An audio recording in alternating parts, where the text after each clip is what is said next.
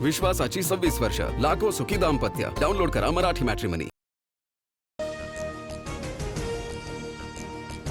खोट्या अफवा पसरवणं हा महाराष्ट्राचा अपमान. 7,000 कोटी वाया गेल्याच्या बातम्या पसरवल्या. त्यांना भाडेकेटट्टू नाही तर सुपारीबाज म्हणतो मुख्यमंत्री फडणवीसांची टीका.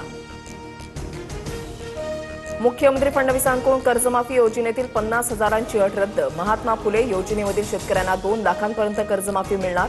विधानसभेत फडणवीसांची घोषणा.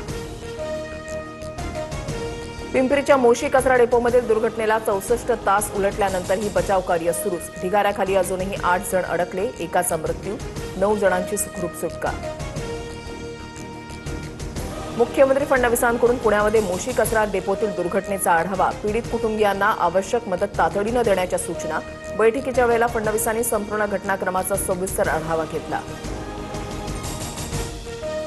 मोशी दुर्घटनेमधील पीडितांच्या नातेवाईकांचा पिंपरी चिंचवड पालिका अधिकाऱ्यांना घेराव. इमारतीला भेगा पडल्याचे फोटो 2 दिवसांपूर्वी पाठवून सुद्धा कारवाई नाही.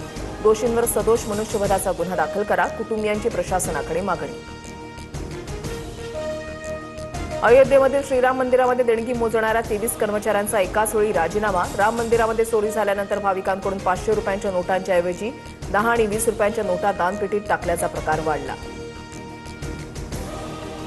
संत ज्ञानेश्वर महाराज आणि संत तुकाराम महाराजांची पालखी पुण्यातून पंढरपूरच्या दिशेनं मार्गस्थ. ज्ञानोबांच्या पालखीचा सासवडमध्ये तर तुकोबांच्या पालखीचा लोणी काळभोरमध्ये मुक्काम असणार.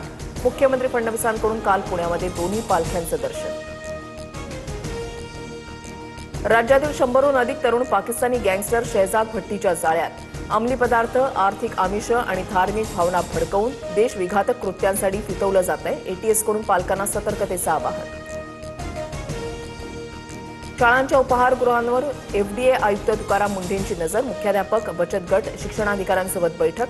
अन्न सुरक्षा, स्वच्छता आणि सकस आणि संतुलित आहार मिळणं आवश्यक. सूचनेचं पालन न केल्यास कठोर कारवाईचा इशारा.